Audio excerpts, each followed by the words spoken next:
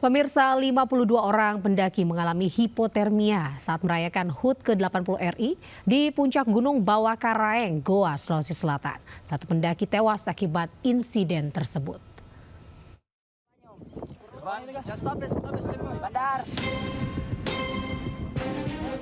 Jasad Irfan, 24 tahun, salah seorang pendaki asal Kabupaten Bone, yang meninggal dunia di Gunung Bawakaraeng, Kabupaten Goa, Sulawesi Selatan dievakuasi tim SAR. Proses evakuasi berlangsung dramatis karena jalur evakuasi licin akibat diguyur hujan. Diduga korban meninggal dunia akibat hipotermia usai mengikuti perayaan HUT kemerdekaan ke-80 RI di puncak Gunung Bawakaraeng.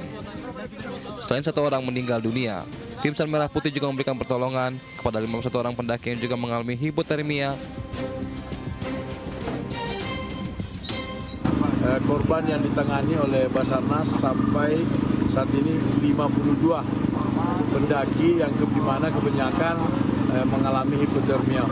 Namun tadi salah satu pendaki asal Bone atas nama Irfan yang melakukan lintas pada tanggal 13 di Mendari Burubarea. Lebih dari 4.000 pendaki menaiki puncak Gunung Bawakaraeng untuk merayakan HUT kemerdekaan ke-80 RI. Tim SAR mengimbau para pendaki untuk menunda pendakian karena saat ini suhu dari puncak Gunung Bawakaraeng sangat dingin. Dari Kabupaten Goa, Sulawesi Selatan, Bukma, iNews melaporkan. Sebanyak 10 pegawai dan perawat Rumah Sakit Umum Daerah R. Samsudin SH, Kota Sukabumi, Jawa Barat, positif narkoba. Dari 10 karyawan itu, 4 diantaranya merupakan ASN.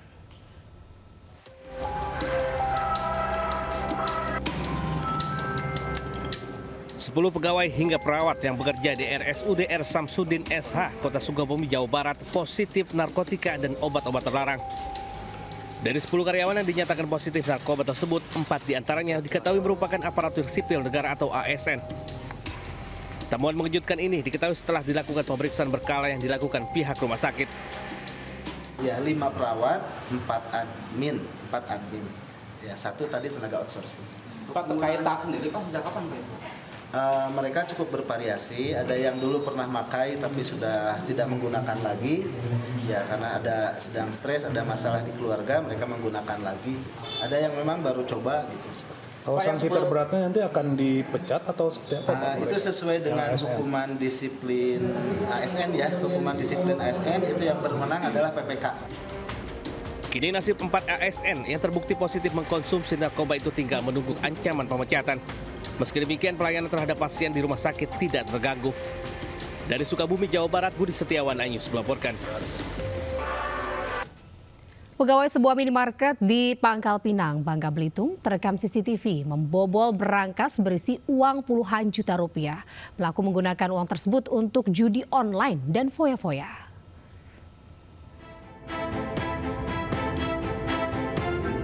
Seorang pria masuk ke minimarket dan membobol berangkas di Kota Pangkal Pinang, Bangka Belitung. Dengan santainya, pelaku menguras isi berangkas berisi uang puluhan juta rupiah.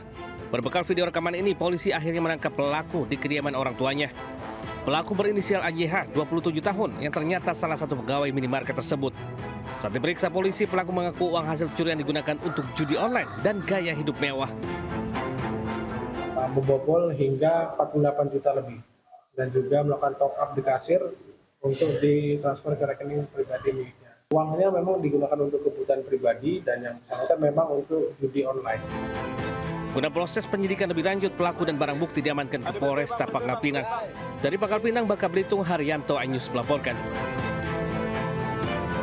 Aki mobil milik perusahaan, seorang sopir truk, diamankan polisi di Polresta Padang, Sumatera Barat. Pelaku diamankan bersama barang bukti 2 unit aki truk.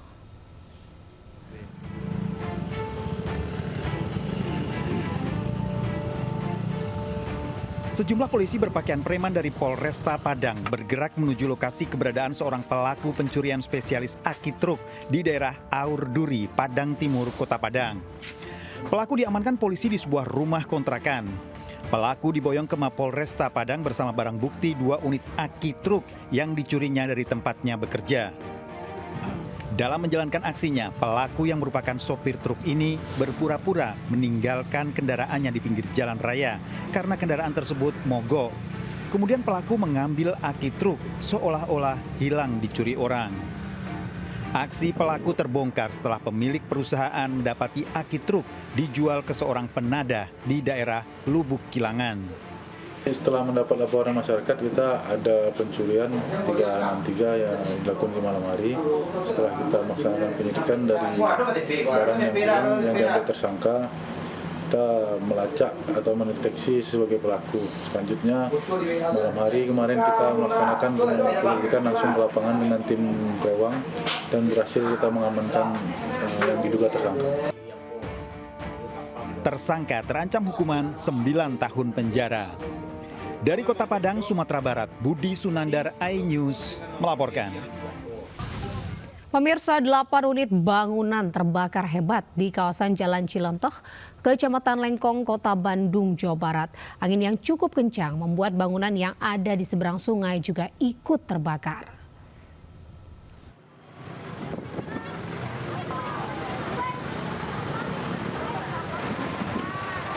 Delapan rumah warga dan tempat penyimpanan barang rongsokan hangus terbakar di Jalan Cilentah, Kota Bandung, Jawa Barat.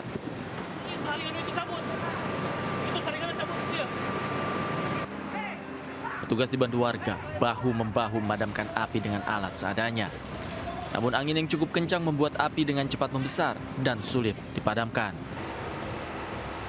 Peristiwa ini berawal saat ledakan terjadi dari dapur salah satu rumah. Diduga ledakan itu berasal dari tabung gas yang tengah dipakai memasak.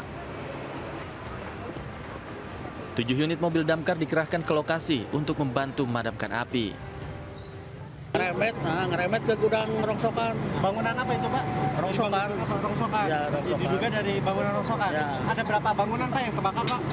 Ini mah kurang lebih 8, soalnya mepet warung-warung bersekat-sekat gitu. 8 bangunan juga. Tadi bangunan seberang sungai juga ikut, ada, ya ikut kena itu. Tidak ada korban akibat kebakaran ini, namun kerugian ditaksir mencapai ratusan juta rupiah. Dari Bandung, Jawa Barat, Ervan David, iNews melaporkan.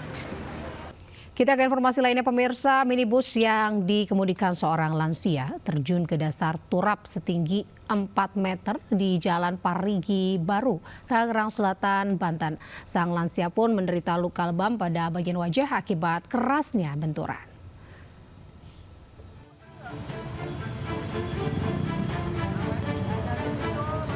Sebuah minibus jatuh ke dasar turap setinggi 4 meter di Jalan Parigi Baru, Pondok Aren, Tangerang Selatan, Banten. Minibus yang dikemudikan seorang lansia ini awalnya melaju dari arah Bintaro menuju Serpong. Di lokasi, tiba-tiba pengemudi hilang kendali dan menabrak minibus lainnya di depannya hingga akhirnya jatuh ke dasar turap. Akibat kejadian, pengemudi luka lebam di wajahnya. Minibus yang terjun ke dasar turap akhirnya berhasil dievakuasi 2 jam kemudian setelah mobil derek tiba di lokasi. Selama proses evakuasi, kemacetan sempat terjadi dari arah Parigi menuju Pondok Aren maupun arah sebaliknya. Dari Tangerang Selatan, Banten, Nunung Purnomo, iNews melaporkan.